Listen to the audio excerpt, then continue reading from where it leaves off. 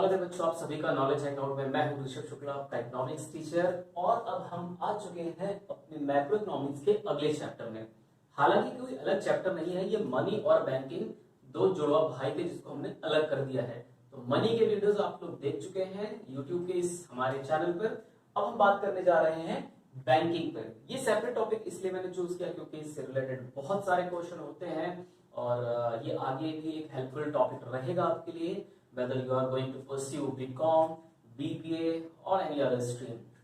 चलिए तो बात करते हैं सबसे पहले बैंक पर। जब वर्ड बैंक आप सुनते हैं तो आपको दो चीजें समझ में आती हैं, एक पैसा जमा करना, दूसरा बैंक से लोन लेना। ये दो चीजें समझ में आती हैं, लेकिन इसकी कोई प्रॉपर डेफिनेशन नहीं बना पाया आज तक। बहुत सारे इकोनॉमिस्ट लगे रहे और still they are working on it, but they are not on a common page. So here is the definition of commercial bank given by the Banking Regulation Act 1949. What was that? Banking means the accepting for the purpose of lending or investment of deposit of money from the public. Invest करने के लिए, loan देने के लिए public से पैसा लेना, ये एक काम है। रीपेबल ऑन डिमांड, और उसको डिमांड पे रीपे कर देना, और otherwise and withdrawable by cheque, draft etcetera. बहुत आसान भाषा में समझिए कि बैंक या कॉमर्शियल बैंक वो एक वित्तीय संस्थान है या वो एक इंस्टीट्यूशन है, फाइनेंशियल इंस्टीट्यूशन है जो पब्लिक से लोन लेता है। किस पर्पस के लिए? आगे फर्दर किसी जरूरतमंद को लोन देने के लिए या किसी प्रोजेक्ट में इन्वेस्ट करने के लिए। क्लियर? क्योंकि इसका कॉन्सेप्ट और आप डीप में समझिए कि बैंक क्या है, ये काम कैसे करता है, फंक्शनिंग ऑफ बैंक भी जानना बहुत जरूरी है। तो बात करते हैं कि बैंकिंग क्या है और बैंकिंग की कार्य प्रणाली क्या है, ये बैंकिंग काम कैसे करती है। लेट्स से कि मैं एक बैंक हूं और इधर एक भाई साहब है और इधर एक भाई साहब है, दोनों ही पब्लिक है। मैंने इन भाई साहब से पैसे लिए, लोन लिया, सॉरी इनका पैसा मैंने लिया, अपने पास डिपॉजिट किया एक अकाउंट में, सेविंग अकाउंट में, और वो पैसा मैंने इनसे लेट से टर्म डिपॉजिट करवा लिया या टाइम डिपॉजिट करवा लिया कि भाई साहब को मैं इतने साल बाद दूंगा। अब लेट से उन्होंने एक साल के लिए मेरे पास एफडी करा ली। क्लियर? अब एक साल तक मेरे पास पैसा पड़ा रहेगा। मैं तो उसमें ऐसा करने वाला नहीं हूं कि वो मैं मनी प्लांट लगा दूंगा, उससे और ज्यादा पेड़ निकलने लगेंगे तो और ज्यादा पैसे होने लगेंगे। I need to invest that money because I have to pay some interest to that person. मान लीजिए कोई दूसरे भाई साहब थे, उनको अपना बिजनेस ओपन करना था, उनके पास पैसा नहीं था, वो मेरे पास आए, मैंने उनको उसी पैसे का लोन दे दिया। इनको मैंने वादा किया था कि मैं 5% का इंटरेस्ट आपको दूंगा, और इनसे मैंने कहा कि मैं आपसे 8% का इंटरेस्ट लूंगा। 1 लाख मैंने इनसे लिया, 1 लाख मैंने इनको दिया, मेरे पास कुछ नहीं इस वक्त, मान लीजिए। अब मैं इनको 8% इनसे लूंगा, 5% इनको दूंगा, 3% मैं कमाऊंगा। क्लियर बात समझ में आ रही है? This is how banking of commercial bank works. यहीं पे आता है उनको बस पैसा, जिससे वो सैलरी पे ऑफ करते हैं। तो ये जो एक बैंकिंग रेगुलेशन एक्ट 1949 ने डेफिनेशन दी थी, काफी हद तक ये सही ठहराई गई और जस्टिफिकेशन कर रही थी फंक्शनिंग के साथ। अब वर्ड आता है फंक्शनिंग, फंक्शन। तो कॉमर्शियल बैंक के फंक्शन पे भी डिस्कशन कर ही जाए, इसको छोड़ना भी पाप लगेगा। तो फंक्शन को मैंने फिर से फर्दर डिवाइड किया, उसी तरीके से थोड़ा सा अच्छा बनाने की कोशिश है कि आपको भी पढ़ने में मजा आए। तो फंक्शन को 2 पार्ट में डिवाइड किया गया है, प्राइमरी और सेकेंडरी।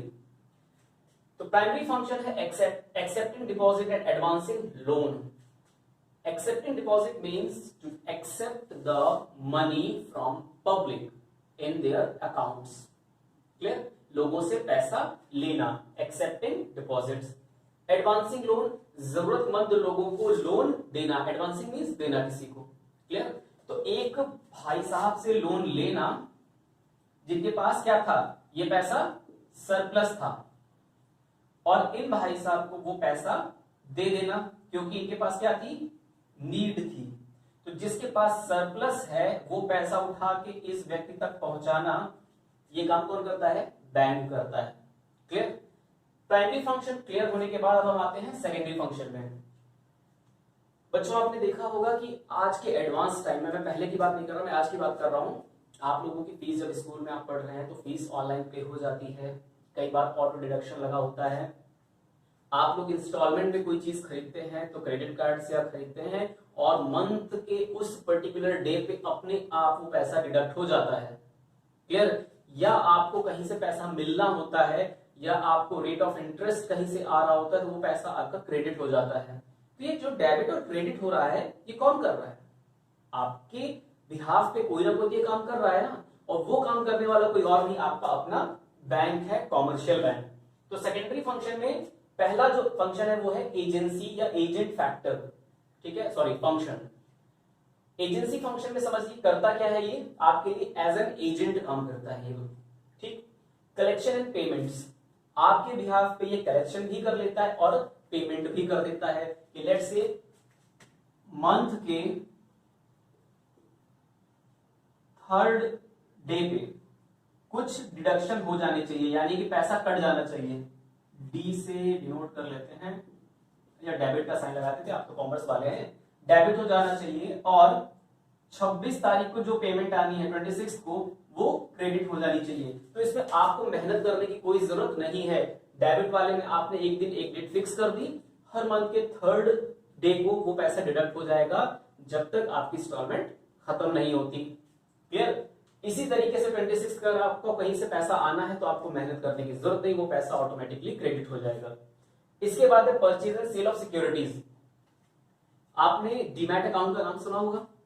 तो डीमैट अकाउंट आपको एक फैसिलिटी देता है, आपको एक एडवाइजर भी देता है, आप उसमें एक कोई फंक्शन है आप उसको एक्टिवेट कर सकते हैं। उसमें एक्टिवेशन के बाद होता क्या है कि आपकी अपने इन्वेस्टमेंट की ध्यान रखने की कोई जरूरत नहीं, आपको अपने इन्वेस्टमेंट की ध्यान रखने की जरूरत नहीं, उसके लिए आपका अपना बैंक है। आजकल देखिए आईसीआईसीआई और एक्सिस बैंक इस काम में बहुत तेजी से लगे पड़े हैं। इनके इतने ज्यादा एग्जीक्यूटिव्स आपके लिए काम कर रहे हैं, इतना तो आपका इतनी मेहनत से तो आपके घर के नौकर भी काम नहीं करते होंगे जितना इस बैंक के एजेंट काम कर रहे हैं। और ये करते क्या है, लेट्स से सिक्योरिटीज, अच्छा सिक्योरिटीज बहुत से लोग समझते हैं वो होम सिक्योरिटी, नहीं भैया, ये सिक्योरिटी यानी कि आपका इन्वेस्टमेंट है, आपके बॉन्ड्स हैं। कई बच्चे इसको सिक्योरिटी होम सिक्योरिटी समझ लेते, कहते हैं सर फिर वो खरीद बेच क्यों रहा है होम सिक्योरिटी को। नहीं, ऐसा कुछ नहीं है, ये बॉन्ड्स हैं जिनको परचेज या सेल कर रहा है। बैंक के एजेंट को जब लगेगा आपके बिहाफ पे काम करते वक्त कि अब आपको इस चीज को खरीद लेना चाहिए, इतने शेयर और नंबर ऑफ शेयर खरीद लेने चाहिए, आपके पास एक मैसेज आएगा। और या अगर आपने ऑटो परचेजिंग ऑटो सेल का ऑप्शन ऑन कर रखा है तो आपको वो भी करने की जरूरत नहीं है।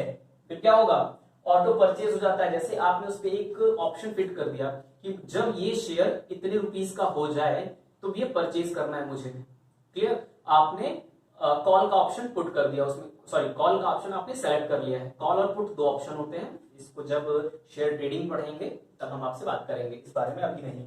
तो बस इतना समझ लीजिए, आपने अपना एक फेवरेबल अमाउंट फिक्स कर दिया है, फेवरेट अमाउंट फिक्स कर दिया है कि जिस दिन इस शेयर की वैल्यू इतनी हो जाएगी ये ऑटो परचेज हो जाए, तो बैंक आपके लिए ऑटो परचेज कर लेगा।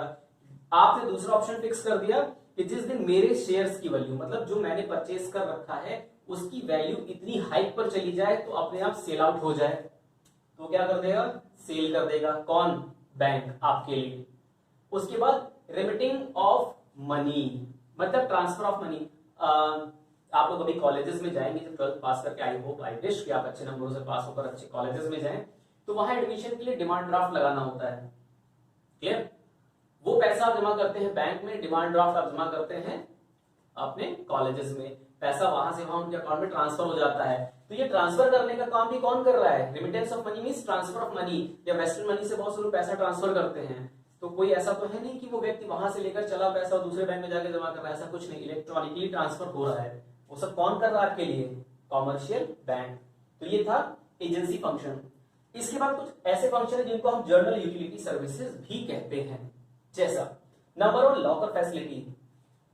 इस वीडियो को बहुत सारी लड़कियां देख रही होंगी, उनके घर में उनकी मम्मी है या उनकी कोई बड़ी दीदी है, जब बहुत ज्यादा ज्वेलरीज घर में रखना रिस्क से, मतलब रिस्क को आमंत्रण देने जैसा है, रिस्क को इनवाइट करने जैसा है। तो बहुत से लोग क्या करते हैं कि बैंक में जाकर अपना वो कीमती गहना लॉकर में डिपॉजिट कर देते हैं, वो सेफ रहता है। अब इन केस बैंक से चोरी हो जाए, जल जाए, आग लग जाए, भूकंप आए, धरती फटके उसमें समा जाए, आपको टेंशन लेने की जरूरत नहीं है अगर आपके पास लॉकर का वो डिपॉजिट रिसिप्ट है।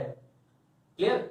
आपको वो आपकी वो जो संपत्ति है वो सुरक्षित है, उस पर आपको कुछ लॉकर चार्जेस देने होते हैं, बस और कुछ नहीं। क्लियर? तो आप अपनी बहुमूल्य वस्तु में आप अपना कुछ पेपर इंपॉर्टेंट लॉकर में रख सकते हैं। अच्छा, लॉकर में सिर्फ गहने ही रखे जाते हैं, आप हॉलीवुड मूवीज देखिए, उसमें वो कुछ नहीं तो जाके चाबी रख देता है भाई, वो घर की कमरे की चाबी रख देता है। वो locker means locker, it means it is open for all. अब ये नहीं कि आप उसमें टमाटर सब्जी ले जाके रख दें, ऐसा कुछ नहीं है, ठीक है।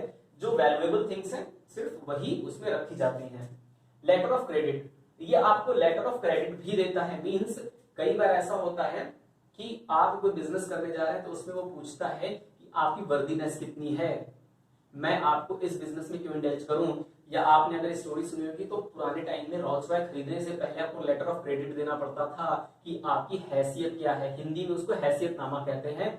और ये एक बहुत बड़ा फैक्टर है जब आप कोई नया बिजनेस कमेंस करने जा रहे होते हैं, इंपोर्ट एक्सपोर्ट के बिजनेस में जा रहे होते हैं, तो वहां पर जरूरत पड़ती है लेटर ऑफ क्रेडिट की, जो आपकी क्रेडिट वर्दीनेस को डिफाइन करता है। तो ये तरीके से आपकी साख का निर्माण करता है, आपकी वैल्यू बढ़ाता है, या आपके बैंक बैलेंस के बेसिस पर आपकी क्रेडिट वर्दीनेस को डिस्क्लोज करता है। क्लियर? ये समझ लीजिए आपकी मूंछों का ताव लेटर ऑफ क्रेडिट है। उसके बाद है business information and data.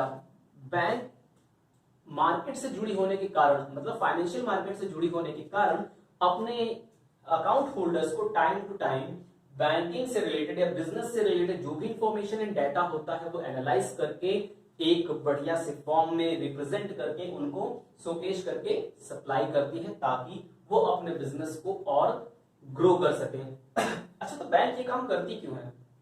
Just to build a strong relation with the customer, और कुछ नहीं।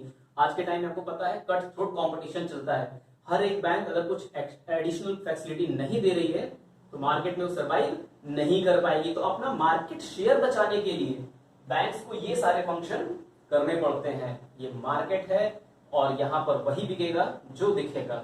आई होप कि आपको ये वाला सेशन पूरा समझ में आया होगा बच्चों। अब इसके बाद हम पढ़ेंगे क्रेडिट क्रिएशन।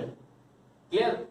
तब तक के लिए नोट करिए इसको और लगे रहिए पढ़ने में with knowledge hang out. Have a nice day.